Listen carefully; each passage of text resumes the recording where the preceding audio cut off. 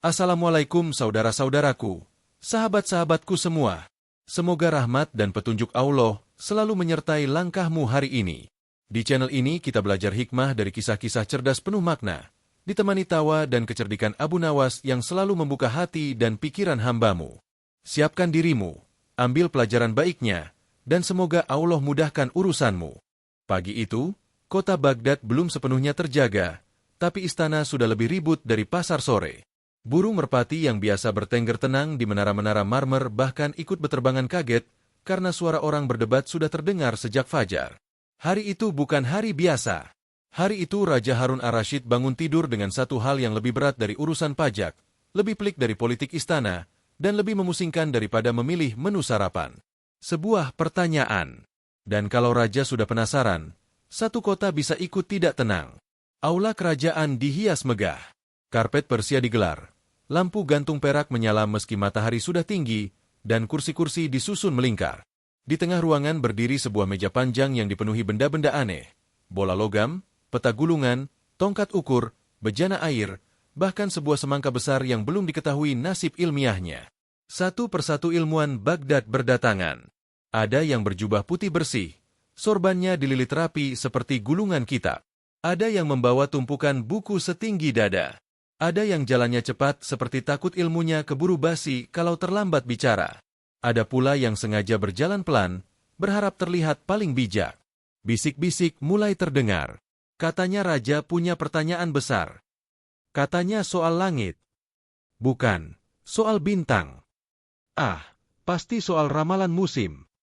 Seorang ilmuwan tua mengelus jenggot panjangnya. Kalau cuma soal musim, tak perlu kita semua dikumpulkan begini. Ini pasti soal yang bisa menjatuhkan reputasi. Seketika semua jadi tegang. Pintu besar aula terbuka.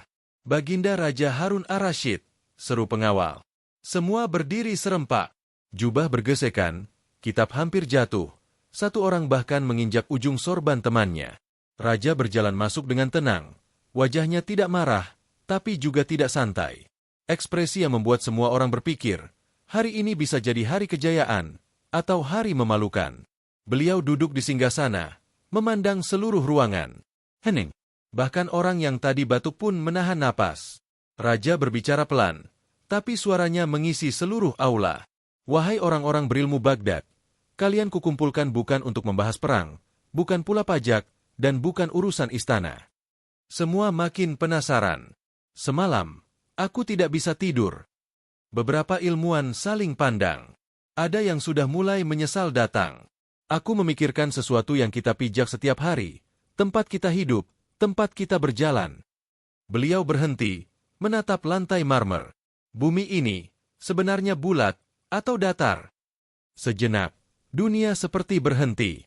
Lalu aula meledak oleh suara napas kaget, kitab terbuka mendadak, dan satu orang menjatuhkan bola logam yang menggelinding sampai ke kaki pengawal. Pertanyaan itu sederhana. Tapi jawabannya bisa menjatuhkan harga diri seorang ilmuwan. Raja melanjutkan, banyak pendapat ku dengar. Ada yang yakin bumi datar seperti hamparan karpet. Ada yang berkata bulat seperti bola. Aku ingin jawaban yang paling masuk akal, dengan bukti yang bisa kupahami, bukan hanya kata-kata tinggi. Beberapa ilmuwan yang tadi percaya diri mendadak berkeringat. Siapa yang bisa menjawab dengan jelas, kata Raja, akan kuberi hadiah besar. Tapi siapa yang hanya bicara tanpa dasar, akan jadi bahan tertawaan istana seumur hidup. Kalimat terakhir itu lebih menakutkan dari hukuman. Seorang ilmuwan muda berbisik, mending dipenjara daripada ditertawakan tiap hari. Di sudut aula, dua ilmuwan mulai membuka peta. Yang satu menunjuk garis, yang lain menunjuk titik, tapi keduanya sama-sama tidak tahu harus mulai dari mana. Yang paling tua berdiri, lalu duduk lagi. Yang paling muda berdiri, lalu pura-pura mengikat sandal. Semua pintar, semua hebat, tapi tak satu pun ingin jadi orang pertama yang salah. Raja menghela napas. Baik, aku beri waktu. Mulailah. Dan sejak kalimat itu, aula kerajaan Baghdad berubah menjadi lautan teori, bisikan, gumaman, dan wajah-wajah tegang. Tak ada yang sadar. Di luar istana, di bawah pohon kurma dekat pasar, seorang pria berjubah lusuh sedang duduk santai, makan kurma sambil bersandar. Ia mengunyah pelan, memandang langit, sama sekali tidak tahu bahwa sebentar lagi namanya akan disebut. Dan seperti biasa, kalau sudah urusan pertanyaan yang bikin orang pintar pusing, takdir selalu punya satu nama cadangan. Abu Nawas. Belum genap 5 napas setelah raja mempersilakan, aula yang tadi hening seperti masjid sebelum khutbah, berubah jadi lebih ribut dari pasar kambing. Seorang ilmuwan tinggi kurus langsung berdiri terlalu cepat sampai kursinya jatuh ke belakang. Baginda, katanya lantang, seolah takut ilmunya keburu menguap. Menurut pengamatan dan pemikiran mendalam saya selama bertahun-tahun, bumi ini datar. Beberapa ilmuwan langsung mendesis. Ia lanjut dengan penuh percaya diri. Lihat saja, Baginda. Kita berjalan lurus setiap hari. Tidak ada orang tergelincir karena permukaan melengkung. Rumah berdiri tegak. Menara tidak miring. Kalau bumi bulat, kita seharusnya berdiri miring seperti lalat di kendi. Beberapa orang mengangguk pelan. Masuk akal juga. Sekilas. Belum sempat ia duduk, seorang ilmuwan berjanggut lebat berdiri sambil membawa bola logam mengkilap. Pendapat itu kuno, serunya. Bumi itu bulat. Seperti ini. Ia mengangkat bola tinggi-tinggi. Benda langit bulat. Matahari bulat. Bulan bulat. Masa bumi satu-satunya yang keras kepala mau datar sendiri? Ilmuwan kurus membalas. Karena kita tinggal di bumi, bukan di matahari. Jangan samakan rumah dengan lampu. Aula mulai panas. Ilmuwan ketiga maju sambil menyeret peta besar sampai hampir menutupi wajahnya sendiri. Lihat peta ini. Daratan luas terbentang seperti hamparan. Kalau bulat, kenapa tidak ada yang pernah menemukan ujungnya? Dari belakang terdengar celetukan, karena belum ada yang cukup nekat jalan terus tanpa bekal. Beberapa menahan tawa. Seorang ahli falak berdiri, wajahnya serius sekali. Saya mengamati bayangan bulan saat gerhana. Bayangan bumi itu melengkung. Itu tanda bumi bulat. Ilmuwan peta langsung menyahut. Atau mungkin bulan yang kebetulan ikut melengkung. Bulan bukan adonan roti yang bisa ikut bentuk loyang. Balas yang lain. Sekarang bukan lagi diskusi. Ini lomba adu suara. Seorang ilmuwan gemuk maju sambil membawa semangka. Aula mendadak sunyi. Ia mengangkat semangka itu dengan hikmat.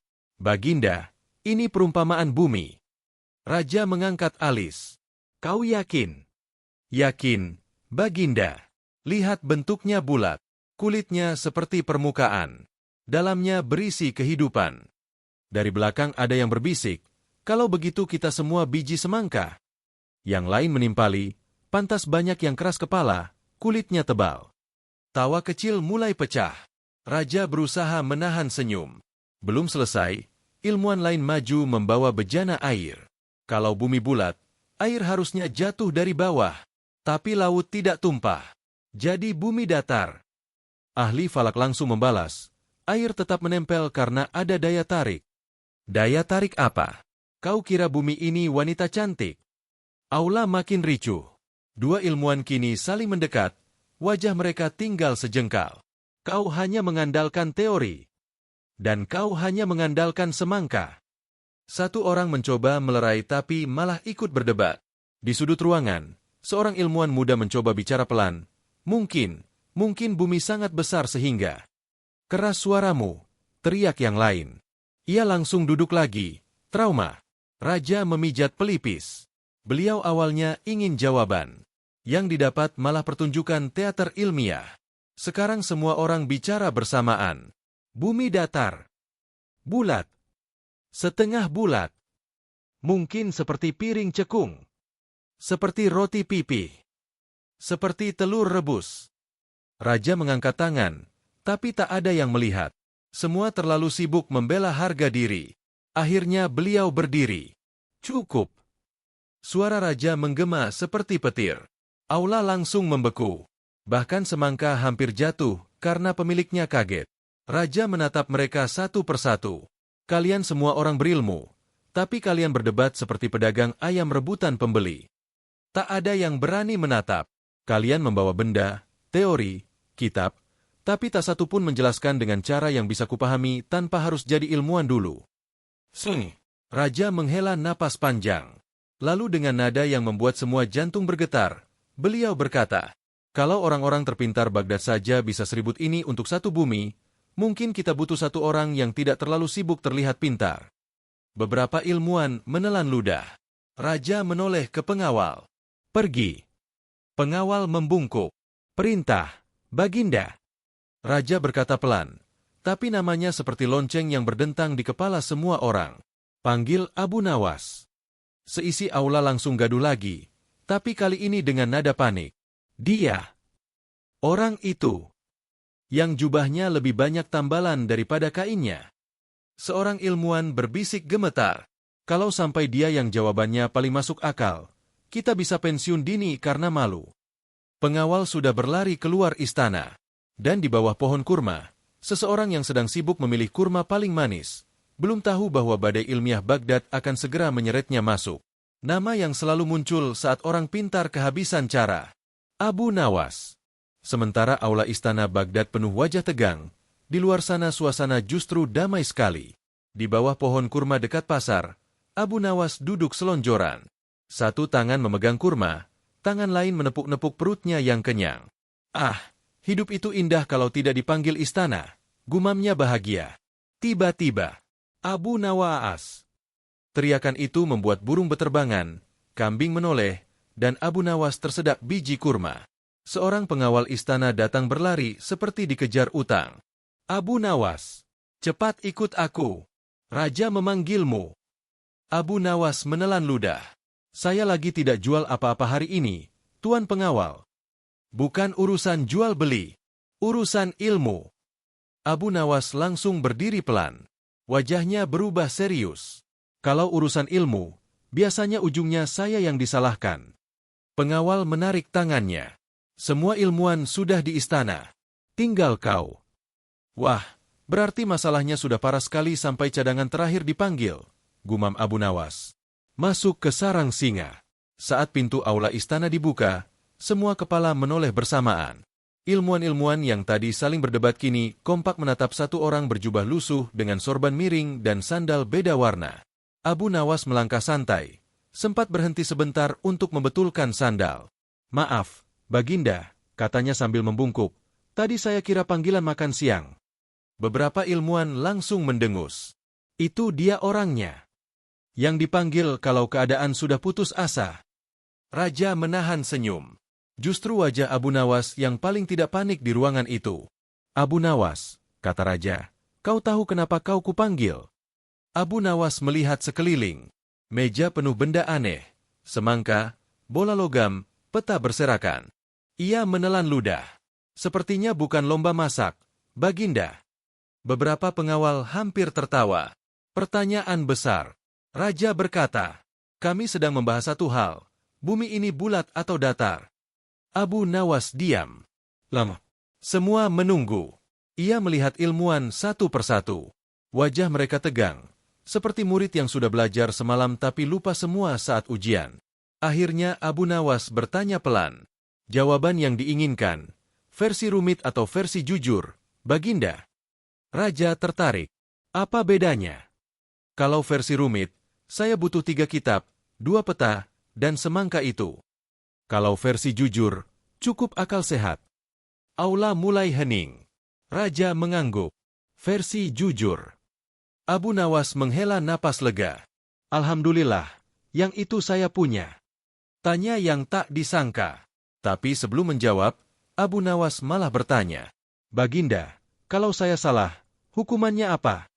Semua ilmuwan langsung menoleh tajam. Nah, itu baru pertanyaan penting. Raja tertawa kecil. Tidak ada hukuman. Diusir dari Baghdad. Tidak. Dipaksa makan semangka itu sendirian. Pemilik semangka tersinggung. Itu alat peraga ilmiah. Raja menggeleng sambil tertawa. Tidak ada hukuman. Abu Nawas mengangguk puas. Baik, kalau begitu saya berani jujur. Ilmuwan mulai gelisah.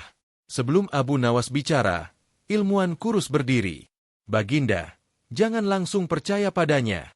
Ia bukan ahli falak. Ilmuwan berjanggut menimpali. Benar, ia bahkan datang tanpa kitab. Abu Nawas melihat jubahnya sendiri. Kitab saya lagi dijemur. Kena kuah kemarin. Beberapa pengawal menahan tawa. Raja mengangkat tangan. Biarkan dia bicara. Sekarang suasana berubah. Tadi ilmuwan melawan ilmuwan. Sekarang semua ilmuwan melawan satu Abu Nawas. Dan yang paling santai justru orang yang diserang. Gerak-gerik yang aneh. Alih-alih langsung menjawab, Abu Nawas berjalan ke meja. Ia memutar bola logam, menekan semangka, mengintip ke dalam bejana air. Alatnya lengkap sekali. Tinggal tukang masaknya saja yang bingung. Ilmuwan gemuk berkata, itu bukan dapur. Abu Nawas mengangguk. Makanya hasilnya belum matang. Raja menutup mulutnya. Bahunya mulai bergetar menahan tawa. Semua menunggu. Akhirnya Abu Nawas berdiri di tengah aula. Ia tidak terlihat seperti orang yang hendak menyampaikan teori besar. Lebih seperti orang yang mau menceritakan kejadian lucu di pasar. Namun justru itu yang membuat semua diam. Karena pengalaman sudah mengajarkan. Kalau Abu Nawas terlihat terlalu santai, biasanya orang lain yang akan kelabakan. Ia mengangkat jari. Baik, Baginda. Saya akan jawab. Tapi izinkan saya mulai dengan satu hal yang paling sederhana. Semua condong ke depan. Ilmuwan menahan napas. Raja tersenyum lebar. Dan untuk pertama kalinya sejak pagi itu, aula istana Baghdad benar-benar hening. Karena sekarang bukan lagi perdebatan. Sekarang, giliran Abu Nawas. Semua mata tertuju pada Abu Nawas. Ia berdiri santai di tengah aula. Satu tangan di belakang punggung, satu tangan memegang biji kurma yang tadi masih tersisa di sakunya. Raja tersenyum. Silakan, Abu Nawas. Abu Nawas menunduk hormat, lalu berkata pelan tapi jelas. Menurut saya, Baginda, bumi itu bulat untuk orang yang mau berpikir, dan datar untuk orang yang tidak mau berpikir. Sepersekian detik hening.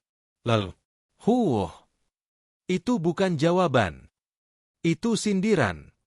Beberapa ilmuwan langsung berdiri seperti disengat kalajengking. Ilmuwan kurus menunjuk Abu Nawas. Baginda, itu bukan penjelasan ilmiah. Ilmuwan berjanggut menambahkan, itu kalimat yang terdengar pintar tapi kosong. Abu Nawas menoleh santai. Kalau kosong, kenapa bapak-bapak semua langsung marah? Biasanya yang kosong tidak terasa. Beberapa pengawal menunduk menahan tawa. Raja mengangkat tangan. Wajahnya justru makin tertarik. Diam. Aku ingin dengar kelanjutannya. Abu Nawas mulai memancing. Abu Nawas berjalan perlahan mengelilingi meja. Baginda, katanya, saya tidak sepintar mereka. Jadi saya hanya pakai cara orang pasar. Ia mengambil kendi air, mengangkatnya sedikit. Kalau bumi datar seperti meja ini, maka laut itu seperti air di piring. Sedikit miring saja, tumpah. Ia memiringkan kendi sedikit, air hampir keluar. Namun laut tetap di tempatnya. Bahkan kapal besar tidak jatuh ke tepi dunia. Ilmuwan peta menyela. Itu karena... Abu Nawas langsung memotong.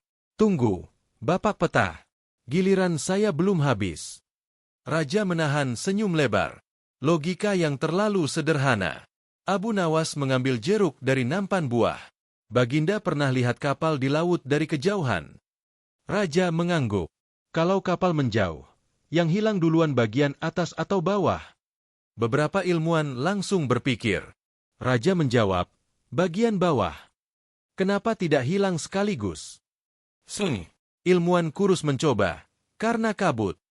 Abu Nawas menoleh. Kabut itu pekerjaannya menutup, bukan memakan kapal pelan-pelan. Tawa kecil pecah. Abu Nawas memutar jeruk di tangannya. Kalau permukaan melengkung, kapal yang turun mengikuti lengkungan akan hilang dari bawah dulu. Ilmuwan mulai saling pandang. Penjelasan itu terlalu mudah. Dan justru itu yang bikin menyebalkan. Ilmuwan mulai panik. Ilmuwan berjanggut maju cepat. Kalau bumi bulat, kenapa kita tidak terbalik di bawahnya? Beberapa ilmuwan langsung mengangguk, merasa dapat senjata. Abu Nawas mendekat, menatapnya polos. Bapak pernah lihat lalat di kendi? Pernah. Lalat jatuh? Tidak. Kenapa? Ilmuwan terdiam. Abu Nawas tersenyum. Karena ada sesuatu yang membuatnya tetap menempel. Kita juga begitu. Cuma bedanya kita tidak punya sayap, jadi tidak sadar. Raja kini benar-benar tertawa pelan. Ilmuwan gemuk mengangkat semangka lagi. Ini tetap bukti terbaik. Abu Nawas menatap semangka itu lama. Kalau begitu, tolong jelaskan kenapa kita tidak hidup di dalam kulkas raksasa supaya semangka bumi tidak busuk. Aula meledak oleh tawa. Jawaban yang menampar tanpa menyentuh. Abu Nawas menoleh ke raja. Baginda, orang bisa berdebat panjang karena ingin terlihat benar. Tapi bumi tidak peduli siapa yang menang debat. Bumi tetap seperti adanya. Ia mengangkat jeruk. Kalau seseorang tidak mau menerima bahwa sesuatu bisa melengkung karena ia hanya melihat sejauh matanya, maka baginya bumi akan selalu datar. Ia menaruh jeruk kembali. Bukan karena bumi datar, tapi karena pikirannya datar. Aula hening total. Beberapa ilmuwan menunduk. Bukan karena kalah ilmu, tapi karena tersentil. Raja mulai terpingkal. Raja memegang perutnya. Abu Nawas, kau ini aneh. Kau tidak pakai istilah rumit, tapi aku mengerti. Abu Nawas membungkuk. Kalau penjelasan harus rumit jubah para ilmuwan, rakyat biasa tidak akan pernah paham. Padahal mereka juga tinggal di bumi yang sama. Ilmuwan kurus duduk pelan. Ilmuwan berjanggut mengelus jenggotnya tanpa bicara. Pemilik semangka, diam-diam menyembunyikan semangkanya. Penutup bab yang menggantung. Raja berkata, "Baik, Abu Nawas. Jawabanmu belum selesai. Aku ingin bukti yang lebih jelas lagi." Abu Nawas tersenyum kecil. "Baik, Baginda. Kalau begitu, izinkan saya beri satu bukti terakhir yang bahkan anak kecil bisa mengerti." Semua kembali menegakkan badan. Ilmuwan yang tadi suwot sekarang justru cemas. Karena mereka mulai sadar. Orang yang tidak terlihat paling ilmiah, justru paling sulit dibantah. Dan Abu Nawas baru saja memulai. Aula kembali hening. Semua mata menatap Abu Nawas. Bahkan ilmuwan yang tadi paling keras membantah sekarang duduk seperti murid yang takut dipanggil ke depan. Raja bersandar santai. Wajahnya sudah tidak setegang pagi tadi. "Silakan, Abu Nawas. Bukti terakhirmu." Abu Nawas mengangguk. Ia tidak mengambil kitab. Tidak juga alat ukur. Ia hanya menepuk sakunya. "Kosong. Baginda, saya pinjam satu pengawal." Seorang pengawal maju dengan wajah bingung. "Sekarang berdirilah di sana," kata Abu Nawas, menunjuk ujung aula. Lalu ia menunjuk pengawal lain. "Kau berdiri di sini, dekat saya." Semua orang bingung. "Sekarang," kata Abu Nawas, yang di ujung sana berjalan pelan mendekat. Pengawal itu berjalan. Abu Nawas bertanya ke raja, "Baginda, bagian tubuh apa yang Baginda lihat dulu saat dia masih jauh?" Raja menyipitkan mata. "Kepalanya." "Badannya belum jelas." "Belum."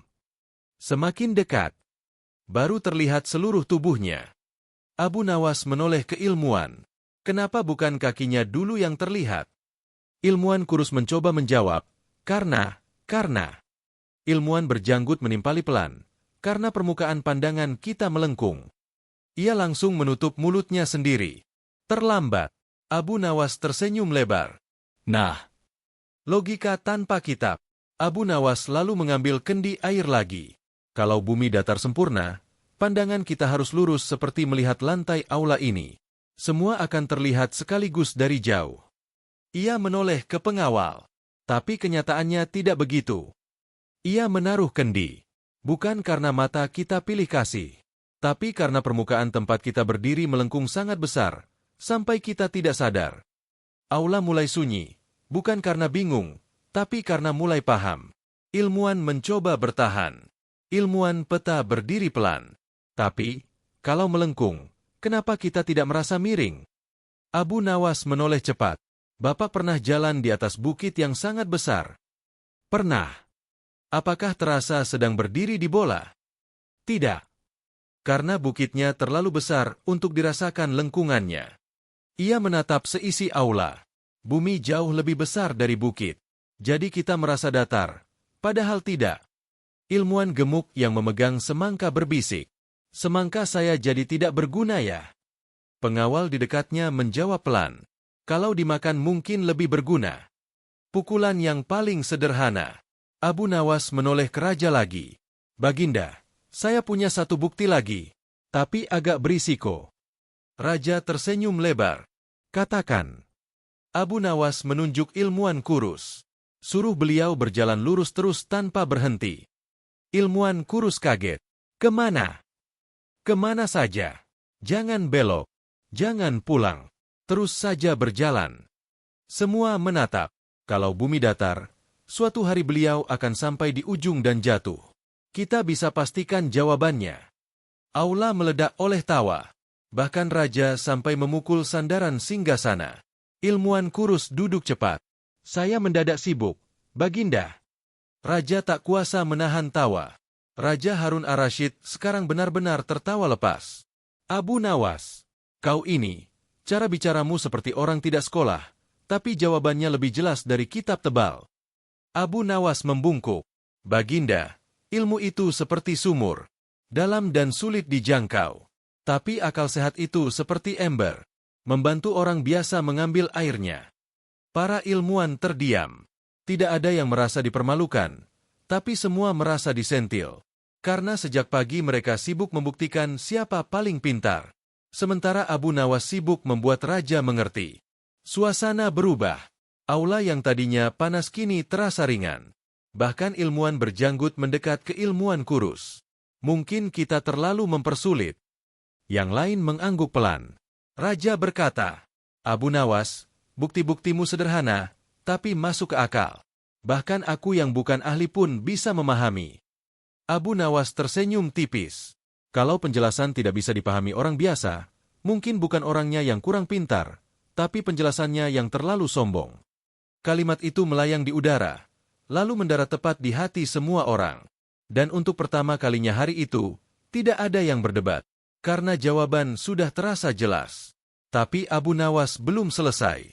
Ia masih punya satu kalimat penutup, yang akan membuat seluruh istana tertawa paling keras. Aula sudah tidak sepanas tadi. Wajah-wajah tegang berubah jadi wajah orang yang baru sadar mereka ribut panjang, untuk hal yang sebenarnya bisa dijelaskan dengan tenang. Tapi Abu Nawas belum duduk. Ia masih berdiri di tengah aula, seperti orang yang ingat ada satu kalimat penting sebelum pulang. Raja menyeka air mata karena terlalu banyak tertawa. Masih ada lagi, Abu Nawas. Abu Nawas mengangguk pelan. Ada, Baginda. Yang paling sederhana. Ilmuwan dalam aula menelan ludah bersamaan. Karena pengalaman hari itu mengajarkan satu hal.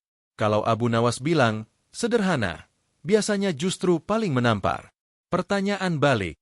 Abu Nawas menoleh ke seluruh ilmuwan. Sejak pagi kalian berdebat tentang bentuk bumi.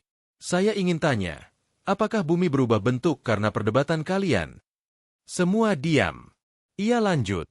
Apakah bumi menunggu keputusan rapat istana sebelum menentukan bentuknya?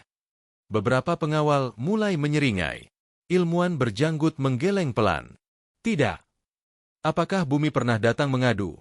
Tolong tentukan saya bulat atau datar. Saya bingung. Tawa kecil mulai terdengar. Tamparan halus. Abu Nawas berkata lembut. Bumi tetap seperti adanya. Entah kita paham atau tidak. Tapi manusia sering lebih sibuk memenangkan perdebatan daripada mencari kebenaran. Ilmuwan yang tadi paling keras kini menunduk. Ilmu itu cahaya. Tapi kalau dipakai untuk menyilaukan orang lain, bukan untuk menerangi, maka yang terlihat hanya kesombongan. Aula sunyi. Bahkan raja ikut terdiam sesaat. Perumpamaan terakhir. Abu Nawas mengambil jeruk lagi, mengangkatnya setinggi mata. Baginda, kalau seorang anak kecil memegang jeruk ini dan bertanya, ini bulat atau datar, kita bisa jawab dengan satu kalimat. Tidak perlu seminar seharian. Ia tersenyum kecil. Tapi kalau orang dewasa sudah membawa gengsi, jabatan, dan ingin terlihat paling pintar, satu jeruk pun bisa jadi perang dunia. Beberapa pengawal tertawa keras tak tertahan. Kalimat penutup yang meledak. Abu Nawas menoleh ke raja. Baginda, izinkan saya simpulkan. Raja mengangguk sambil tersenyum lebar. Abu Nawas berkata tenang.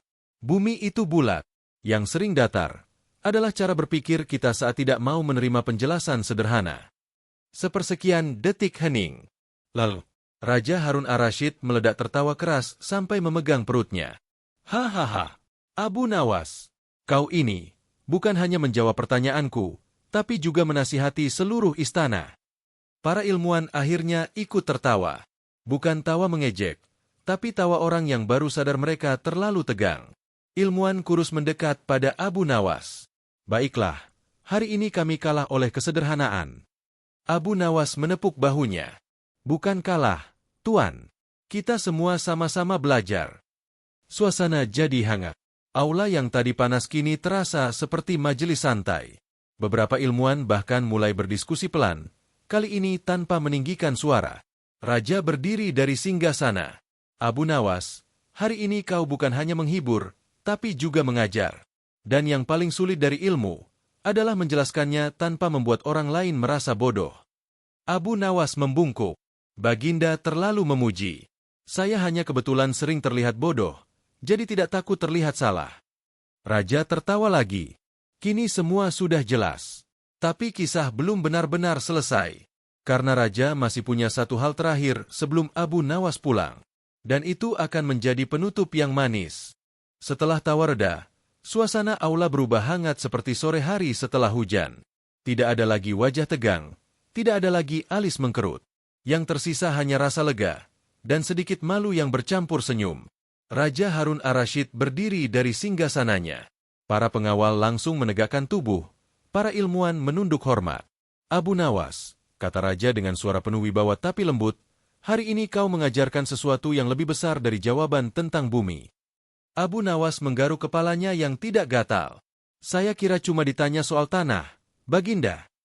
Beberapa ilmuwan tersenyum kecil. Raja melanjutkan, kau mengingatkan kami bahwa ilmu tanpa kerendahan hati hanya akan menjadi alat untuk menyombongkan diri. Aula sunyi. Semua mendengarkan. Kalian semua orang berilmu, kata Raja pada para ilmuwan, tapi hari ini yang membuatku benar-benar paham justru orang yang tidak sibuk terlihat pintar. Ilmuwan berjanggut mengangguk pelan. Baginda benar. Hadiah yang tak terduga. Raja memberi isyarat. Seorang pengawal maju membawa kantong kain besar berisi koin emas. Bunyi gemerincingnya membuat beberapa ilmuwan menelan ludah refleks. Abu Nawas, ini hadiah untukmu. Abu Nawas mundur selangkah. Baginda, saya hanya bicara. Dan bicaramu membuat istana yang panas jadi penuh tawa. Itu lebih berharga dari perdebatan panjang. Abu Nawas menerima kantong itu dengan dua tangan. Ia menimbangnya sebentar. Berat juga ya, Baginda, hampir seberat kepala orang yang keras kepala. Aula kembali pecah oleh tawa. Permintaan yang mengejutkan. Tapi sebelum pergi, Abu Nawas berkata pelan, Baginda, boleh saya minta satu hal? Raja tersenyum. Katakan. Kalau nanti ada perdebatan lagi di istana, panggil saya di akhir saja. Jangan di awal. Raja tertawa. Kenapa? Karena kalau saya datang di awal, para ilmuwan tidak sempat menunjukkan betapa rumitnya masalah yang sebenarnya sederhana. Beberapa ilmuwan menutup wajah mereka, malu tapi sambil tertawa. Hikmah yang tertinggal. Abu Nawas berjalan keluar aula. Langkahnya santai seperti orang yang baru selesai belanja, bukan orang yang baru menenangkan debat ilmiah seisi kerajaan. Di pintu, ia berhenti sebentar, menoleh, dan berkata, Baginda, bumi ini besar, ilmu juga luas. Tapi hati manusia kadang lebih sempit dari biji kurma kalau sudah merasa paling benar. Raja mengangguk pelan. Kau benar, Abu Nawas. Akhir yang khas Abu Nawas. Di luar istana, Abu Nawas membuka kantong emasnya sedikit, mengintip isinya. Alhamdulillah, hari ini bumi bulat, rezeki juga ikut berputar ke arah saya. Ia berjalan menyusuri jalan Baghdad sambil bersiul pelan. Dari kejauhan, terdengar suara anak-anak bermain, pedagang berteriak menawarkan dagangan, dan kehidupan kota berjalan seperti biasa. Bumi tetap berputar, ilmu tetap berkembang, dan kisah Abu Nawas selalu meninggalkan senyum sekaligus pelajaran. Tamat.